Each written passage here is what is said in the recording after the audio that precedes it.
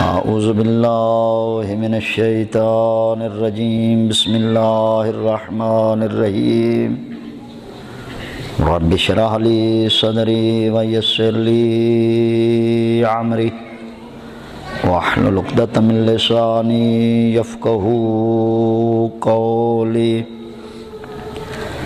واجعل لی من لدنک سلطانا نصیرا صلوات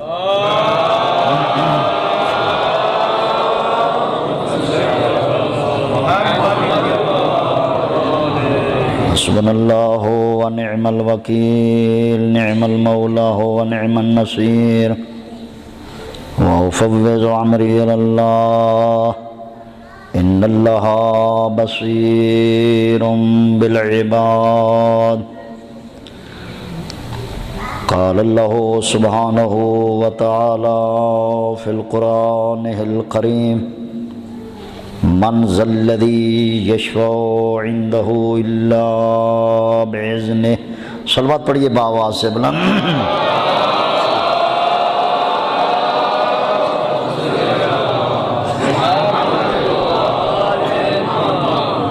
دعا ہے اس کریم اللہ کی عظیم بارگاہ میں مومنین و مومنات کا مقدس مقام مجلس عزا میں شرکت قبول و منظور فرمائے۔ علماء اور مومنین، چند ایک لمحات آپ کو زحمت سماعت دوں گا، امید کروں گا کہ انشاءاللہ آپ صبر و تحمل کے ساتھ اور انتہائی تدبر و تفکر کے ساتھ سماعت فرمائیں گے۔ البتہ پنجاب کے لحاظ سے تھوڑا سا فرق تو ہے، البتہ کوشش کروں گا کہ آپ جناب کے مزاج کے مطابق چند ایک منٹ میں گفتگو کروں۔ یہ مجالس یہ ایک روایات نہیں ہے کہ محرم آیا تو منا لیا، چہلوں میں منا لیا، بلکہ مجلس مظلوم کربلا ہمارے لیے ایک درس ہے۔ جس طرح ایک اسٹوڈنٹ اسکول و کالج میں جاتے ہیں اور اساتذہ اس کو درس دیتے ہیں، اس لیے یہی مجلسیں ہمارے لیے درس ہیں۔ یہاں اس مجلس سے ہم نے جہاں فضائل کو لینا ہے، جہاں مصائب لینا ہے، وہیں ہم نے احکامات دین کو بھی لینا ہے، اور انہی مجالس سے ہم نے اخلاقیات کو بھی لینا ہے۔ لہٰذا خطیب کی ذمہ داری ہے کہ آنے والے قوم کے افراد کو کم از کم کوئی نہ کوئی ایسا ضرور میسج دے کہ جس میسج کے لینے کے بعد کم از کم زندگی میں کچھ نہ کچھ تبدیلی آنی چاہیے۔ لہٰذا میرا محترم، میں نے تیسرے پارے سے آیت الکرسی میں سے چند ایک لفظ میں نے تلاوت کرنے کا شرف حاصل کیا۔ خالق کائنات اپنی مخلوق سے مخاطب ہیں اور سوال کر رہے ہیں۔ سوال کیا ہے کہ اے میری مخلوق، من ذا الذی یشفع عندہ، کہ بتاؤ میدان محشر میں تمہاری شفاعت کون کرے گا؟ توجہ ہے میرا محترم؟ قیامت کے دن کے متعلق خالق کائنات فرما رہے ہیں، یقیناً علماء سے آپ نے سنا کہ قیامت کتنا ایک ہولناک منظر ہے، وحشتناک ماحول ہے۔ بہترین انسان وہ ہے کہ جو ان لمحات کے لیے تیاری رکھتا ہے۔ وہ دن 50,000 سال کا ایک دن ہوگا۔ عالم قمری کے لحاظ سے وہ ہوگا عالم لاہوت کا ایک دن، یعنی قمری سال جس میں میں اور تو زندگی گزار رہے ہیں، یہ عالم قمری کے 50,000 سال ہوں تو عالم لاہوت کا ایک دن ہوگا جو کہ قیامت کا دن ہے۔ اس دن میں انسان کے اعمال کی باز پرس ہونی ہے۔ من یعمل مثقال ذرۃ خیرا یرہ ومن یعمل مثقال ذرۃ شرا یرہ۔ اپنی زندگیوں کو فضول نہ گزارو۔ انسان کی 4 قسمیں ہیں۔ آپ نے سنا، علماء نے بتایا آپ کو کہ خالق کائنات کی مخلوق کی اقسام 18,000 ہے۔ کتنی مخلوق کی اقسام ہیں؟ 18,000 ہے۔ میں پہلے عرض کیا ہوں کہ علماء کا مجمع ہے، یقیناً انتہائی احتیاط سے میں جملے استعمال کر رہا ہوں۔ 18,000 مخلوق پہ حضرت انسان کو اشرف مخلوق بنایا گیا، تاج سلطنت اس کے سر پہ سجایا گیا ہے، اس کو سردار مقرر کیا گیا ہے۔ تو ایسے تو نہیں نہ کیا ہوگا، کوئی نہ کوئی اس میں وصف اور خوبی تو ہوگی یا نہیں؟ تو پوچھا گیا حضرت امام صادق علیہ الصلوۃ والسلام، اللہم صلی علی محمد و آل محمد، معصوم سے سوال ہوا کہ مولا، انسان کو جو یہ ایک بہت بڑا مقام حاصل ہوا ہے، کیا ہر شکل انسانی رکھنے والا بندہ جس کی 2 آنکھیں بھی ہوں، کان بھی ہوں، زبان بھی ہو، اعضائے جوارے سارے ہو، خوبصورت رنگت بھی ہو، قد کاٹ بھی ہو، تو کیا ہر شکل انسانی رکھنے والا بندہ اشرف مخلوق کی صف میں کھڑا ہو جائے گا؟ معصوم نے فرمایا نہیں، ہر انسان صف اشرف مخلوق میں کھڑا ہونے کے قابل نہ ہے، بس وہ انسان قابل ہوگا کہ جو کم از کم اپنی حقیقت کو سمجھتا ہو۔ من عرف نفسہ قد عرف ربہ، کہ کم از کم اپنی حقیقت کو سمجھتا ہو کہ میں کہاں کا رہنے والا تھا، کہاں سے مجھے گزار کے لایا گیا، اب میں دنیا میں بھی جو آیا ہوں، یہاں دنیا میں میری کتنی منازل ہے، ہر منزل کی میری کیا ذمہ داری ہے، اس دنیا کو چھوڑ کر میں نے کس مقام پہنچنا ہے، اس قبر میں میرے ساتھ کیا ہوگا، وہاں میری کیا توجہ ہے، قبر کو چھوڑنے کے بعد میں نے میدان محشر میں پہنچنا ہے، وہاں مجھے کتنی منازل سے گزرنا ہوگا۔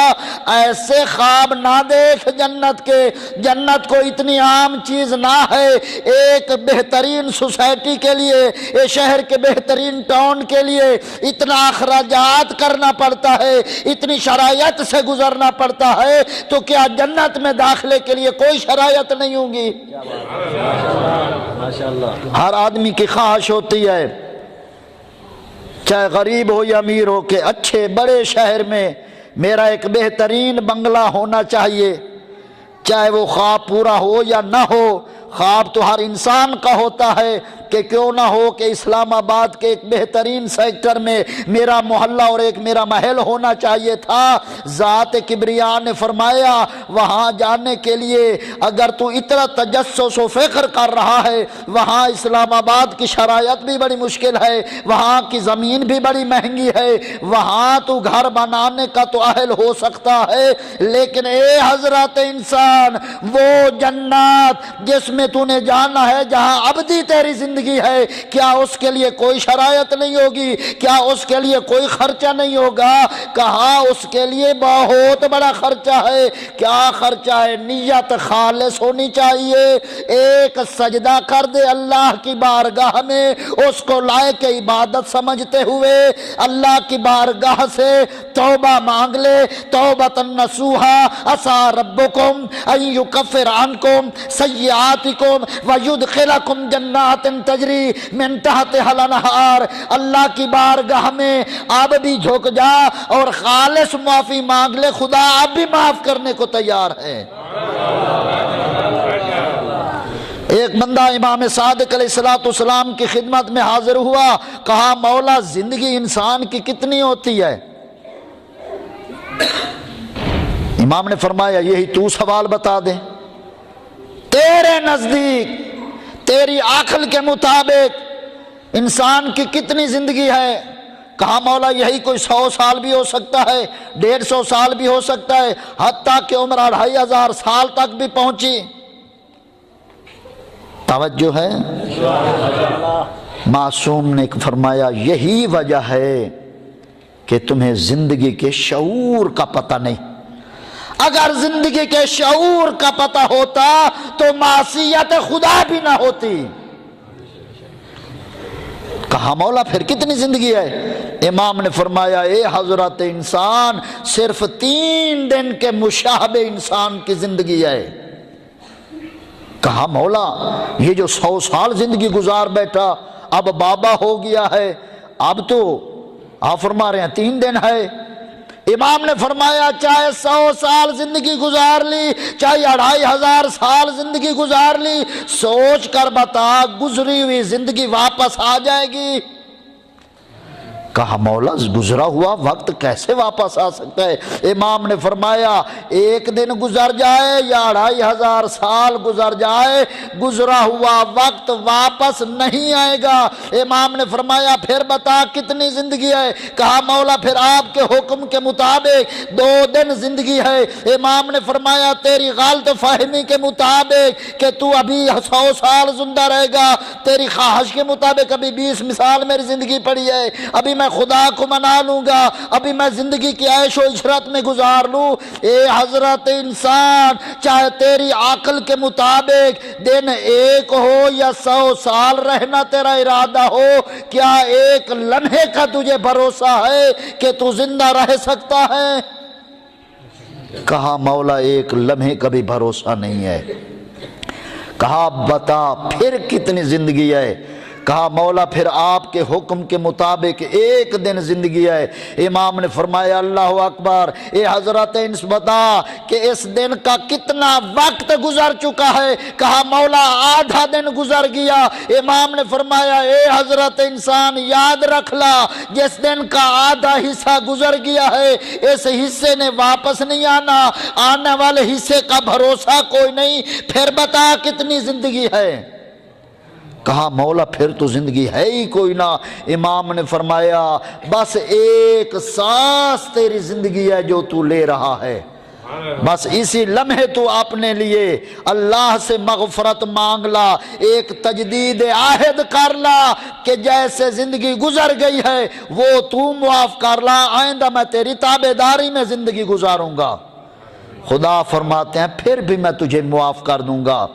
انسان کی 4 اقسام ہے، ایک انسان ہوتا ہے، انسان نما ہوتا ہے، ایک قسم دوسری قسم ہے انسان کی، تیسری قسم ہے انسان اکمل کی، اور تیسرا کامل ہے انسان کامل کی۔ توجہ ہے یا کوئی نہ؟ انسان نما 1، انسان 2، انسان کامل 3 اور انسان اکمل 4 اقسام ہیں انسان کی۔ اب بس اسی پہ تھوڑا سا جملے میں عرض کرنے ہیں، اور ابھی وہ مختصر۔ انسان نما کون ہوتا ہے؟ جو شکل و صورت و انسانوں والی ہو، لیکن وہ خوبی جو امام نے بتائی کہ وہ نہ اپنے متعلق جانتا ہو، نہ وہ خدا کی وحدانیت سے واقفیت رکھتا ہو، اسے نہ پتا ہو کہ میں کون ہوں، کہاں سے آیا ہوں، کدھر جانا ہے، یہ صرف انسان نما ہے۔ انسان نہیں ہے، اسے تو پتہ ہی کوئی نہیں ہے میں کہاں کا رہنے والا تھا، کہاں سے گزر کے آیا ہوں، دنیا میں آ گیا ہوں، میں ابھی نوجوان ہوں، میری کیا ذمہ داری ہے، اب میں شادی شدہ ہو گیا ہوں، میری کیا ذمہ داریاں ہیں، اب میں باپ بن گیا ہوں، میری کیا ذمہ داریاں ہیں، میں ایک شہنشاہ ہوں، میری کیا ذمہ داریاں ہیں، میں ایک مزدور ہوں، میری کیا ذمہ داریاں ہیں۔ توجہ ہے؟ جس انسان کو ان منازل کا، جس انسان کو ان خوبیوں کا، جس انسان کو ان ذمہ داریوں کا پتہ نہیں ہوگا، وہ انسان نما ہو سکتا ہے، انسان نہیں ہو سکتا۔ یہی وجہ خالق کی کائنات نے فرمایا وَمَا أَتَاكُمُ الرَّسُولُ فَخُذُوهُ، جو میرا رسول دے اسے حاصل کر لو، اسے مضبوطی سے پکڑ لو۔ بس جس نے رسول کی دی ہوئی چیزوں کو، رسول کے دی ہوئے احکامات کو مضبوطی سے پکڑ لیا، وہ انسان نما سے انسان بن گیا۔ جس نے رسول کی صحیح طریقے سے اطاعت نہیں کی، اب پیغمبر نے کیا کچھ نہیں دیا۔ نبی علیہ السلام نے ہمیں توحید دی ہے، پیغمبر نے ہمیں عدل دیا ہے، پیغمبر نے ہمیں رہبر و رہنمایان دی ہیں، پیغمبر نے ہمیں قیامت کے متعلق پہلے ہی بتا دیا ہے کہ بھولے نہ رہنا، ایک دن ایسا ہوگا کہ تو جہاں بھی جائے ایک دن آئے گا تو دربار خداوندی میں۔ توجہ ہے؟ خالق نے ہمیں نماز دی ہے، پیغمبر نے، انہوں نے روزے کا دیا، انہوں نے حج کا دیا، انہوں نے خمس و زکوٰۃ کا دیا، انہوں نے تولی و تبرع کا دیا، انہوں نے امر و نہی کے متعلق بتایا، انہوں نے والدین کے احکامات کے متعلق بتایا، والدین کی اطاعت کے متعلق بتایا، احسانات کے متعلق بتایا، ہمسایوں کے متعلق بتایا، بیوی اولاد کے متعلق بتایا، شوہر کے حقوق بتائے۔ یعنی وہ کون سا اخلاق کا ایسا باب تھا، کون سے وہ احکامات تھے جس کو پیغمبر نے پہلے کیا نہیں پھر بتایا نہ ہو۔ نبی علیہ السلام نے سب کچھ ہمیں بتایا ہے۔ وما آتاکم الرسول پہ جو انسان عمل کر لے، جو اپنے آقا و رہبر و رہنمایان کے تعلیمات پہ عمل کر لے، بس وہی انسان نما سے انسان بن جائے گا۔ اب انسان بننے کے بعد پھر انسان کو کوشش کرنی چاہیے، وہ پیغمبر کا فرمان کہ میں تمہارے درمیان دو چیزیں چھوڑ کے جا رہا ہوں، بڑی ہی قیمتی چیزیں ہیں، ایک اللہ کی کتاب ہے، ایک اہل بیت ہے۔ قرآن تمہیں علم کے لیے دے کے جا رہا ہوں، اہل بیت تجھے عمل کے لیے دے کے جا رہا ہوں۔ بڑی توجہ، اگر اہل بیت سمجھ میں نہ آئے تو قرآن پڑھ کے سمجھ لینا، قرآن سے پوچھ لینا کہ اہل بیت کا مقام کیا ہے، اور اگر قرآن سمجھ میں نہ آئے تو پھر یہ بہترین ہے عالم ان سے پوچھ لینا۔ یہ قرآن کی عظمت بتائیں گے، میری اہل بیت تمہارے عمل کے لیے، میری اہل بیت کا سونا دیکھو ویسے سو جاؤ، ان کا اٹھنا دیکھو ویسے اٹھ جاؤ، ان کی عبادت کو دیکھو ویسے عبادت کرو، ان کی ریاضت کو دیکھو ویسے ریاضت کرو، جس طرح وہ صاحب تقوی ہے ویسے بننے کی کوشش کرو، جس طرح وہ سخی ہے ویسا سخی بننے کی کوشش کرو، جس طرح وہ صابر ہے ایسے صبر کرنے کی کوشش کرو۔ جب تم ان باتوں پہ عمل کرنا شروع ہو جاؤ گے، صحیح معنوں میں محبت اہل بیت کو اپنے اندر موجزن کر لیں گے، اور جب محبت آ جاتی ہے، اطاعت ٹھیک طرح آ جاتی ہے تو پھر تقوی بھی آ جاتا ہے، اور پھر سب کچھ انسان کے اندر آ جاتا ہے۔ پھر ہوتا کیا ہے، انسان سے پھر انسان کامل کی طرح چلتا ہے۔ پھر جب انسان کامل بن جاتا ہے، پھر کبھی سلیمان من اہل بیت کا لقب پا لیتا ہے، یا پھر وہ کمبر بن جاتا ہے، پھر یا وہ میسا میں تمار بن جاتا ہے، یا پھر وہ مذہبی میں مظاہر بن جاتا ہے۔ لہٰذا میرا محترم، ان ہستیوں کی زندگیوں کو مطالعہ کر، یہ سلیمان محمدی نے کس طرح اطاعت کی ہے، اطاعت رسول کیسے بجا لایا، اطاعت علی اور اولاد علی کو کیسے بجا لایا۔ بلال کو دیکھ لا، رنگ کا کالا ہے لیکن محبت اس قدر ہے، اطاعت اس قدر ہے کہ بلال کے بغیر اذان اگر کوئی دیتا ہے تو سورج ہوتا ہی نہیں ہے۔ محمد صلی اللہ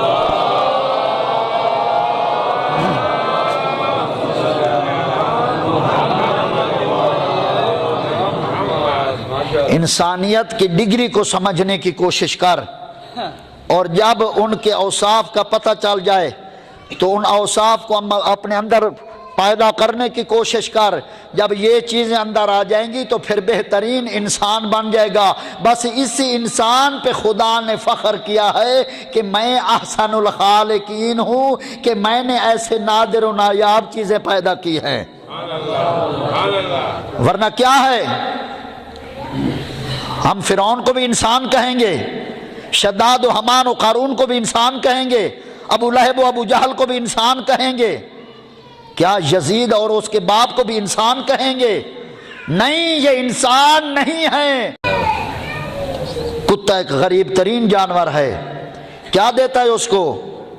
ایک ٹکڑا وہ بھی زمین پہ پھینک دیتا ہے، لیکن اتنا صابر و شاکر ہے کہ وہ ایک ٹکڑا اٹھا کے ساری رات تیرے گھر کی پہرے داری کرتا ہے، موسم چاہے جیسا بھی ہو، لیکن وہ تیری اتنی تابعداری و فرمانبرداری کر رہا ہے، اس کی آنکھ میں تیری پہچان ہے کہ یہ میرا مالک ہے جس نے مجھے ایک ٹکڑا دیا ہے، جس کے گھر پہ میں پل رہا ہوں۔ لَئِن شَكَرْتُمْ لَأَزِيدَنَّكُمْ وَلَئِن كَفَرْتُمْ إِنَّ عَذَابِي لَشَدِيدٌ۔ اللہ کی نعمتوں کا اندازہ کر لا، پھر اس کے بعد جیسے دل چاہے کر لینا۔ اللہ کی نعمتوں کا تو شمار ہی نہیں کر سکتا، صرف اپنی شکل و صورت کو ہی دیکھ لا۔ آج کل کے انتہائی جدید دور میں، انتہائی جدید سائنسی ٹیکنالوجی کے تحت مرے ہوئے انسان کو چند لمحات کے لیے جلایا جا سکتا ہے، لیکن ان چند لمحات تک جلانے کے لیے اسے دوبارہ زندگی لمحے کے لیے دینے کے لیے لاکھوں کروڑوں ڈالر خرچ ہو سکتا ہے۔ بتا اس خدا کو تو نے کیا دیا ہے جو اتنی زندگی تجھے دی ہے؟ اللہ کی کون کون سی نعمت کا تو شکر ادا کر سکتا ہے؟ کریم فرماتا ہے کہ اگر تیری آنکھ میں مالک کی پہچان نہ ہے تو اس جانور سے سیکھ لے، کتے سے۔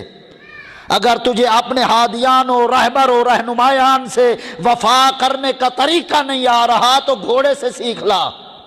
ابھی جلوس نکلتے ہیں، زلجلہ نکلتے ہیں، اس جانور کی کیوں تعظیم کرتا ہے؟ اس لیے تعظیم کرتا ہے کہ اس نے مظلوم کربلا کے ساتھ وفا کی ہے، اس وفا کے بل بوتے پہ تو عزت کرتا ہے، تکریم کر رہا ہے، اور یہ ہمارے ایمان کا حصہ ہے، توجہ ہے، ہمارے عقیدے کا حصہ ہے۔ لہٰذا پتہ چل گیا کہ اگر ایک جانور انسان سے اتنا وفا کر سکتا ہے تو یہ انسان تجھے بھی تو خدا سے اتنی وفا کرنی چاہیے۔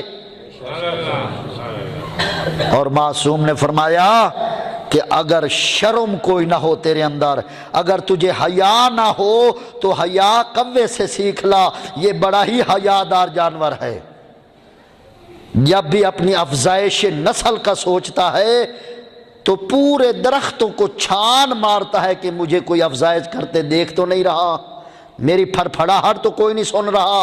اے حضرت انسان، اگر ان جانوروں اور پرندوں کے اندر اتنی عقل آ سکتی ہے تو پھر تو مزید اشرف مخلوق ہے۔ تیرے میرے اندر بھی ایسا ہونا چاہیے۔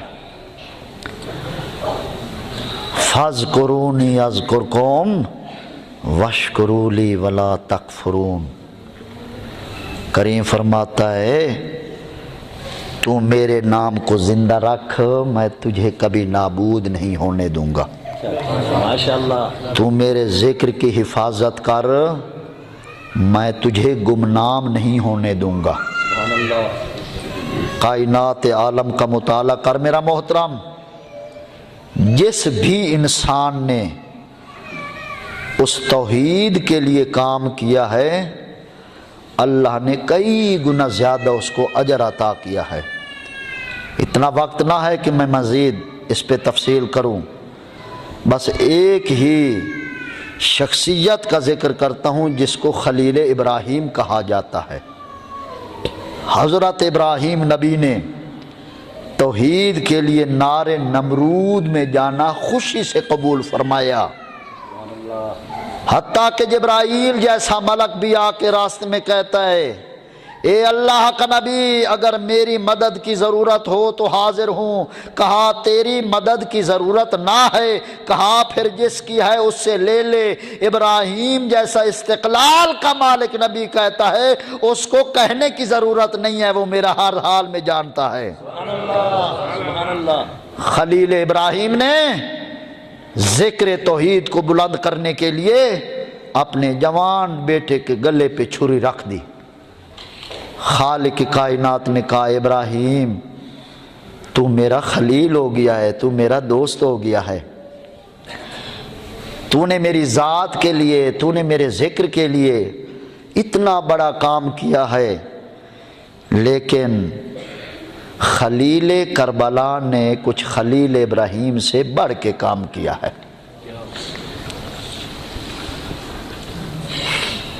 نبیوں کے سلطان کی زندگی میں حضرت سید الانبیاء حضرت ام سلمہ کے گھر میں تشریف فرما ہے۔ ایک زانوں پہ حسن مجتبیٰ ہیں، ایک زانوں پہ مظلوم کربلا مولا حسین تشریف فرما ہے۔ نبی اپنے دونوں فرزندوں سے پیار کر رہے ہیں، خوش ہو رہے ہیں نبیوں کا سلطان۔ تھوڑی دیر کے بعد نبیوں کے سلطان کے چہرہ انور پہ پریشانی اور غمگینی کے آثار نمودار ہوئے۔ نبی علیہ السلام نے گریہ فرمانا شروع کیا۔ حسنین شریفین نے کہا نانا تیرے آنسو تیرے فرزندوں کو برداشت نہیں ہوتے، نانا تو نہ رو، تو کیوں روتا ہے، کیا وجہ ہے؟ ابھی تو آپ مسکرا رہے تھے۔ پیغمبر اسلام نے کہا حسنین میرے دونوں فرزندوں کو پیار کیا، حسن کے لبوں کے بوسے لیتے ہیں، حسین کے گلے کے بوسے لیتے ہیں، اور کہا اے میرے نور نظار ابھی جبرائیل آئے ہیں، انہوں نے کچھ خبر وحشت سنائی ہے جس کے بعد تمہارے نانا میں برداشت نہ رہا۔ کہا نانا جبرائیل نے کیا کہا ہے؟ کہا ابھی ابھی جبرائیل آئے تھے، کہا اے نبیوں کا سلطان، اے حبیب کبریا، خالق کائنات، باطفہ درود و سلام، کہہ رہے ہیں کہ حسن تیرا امیر ہے اور حسین تیرا غریب ہے۔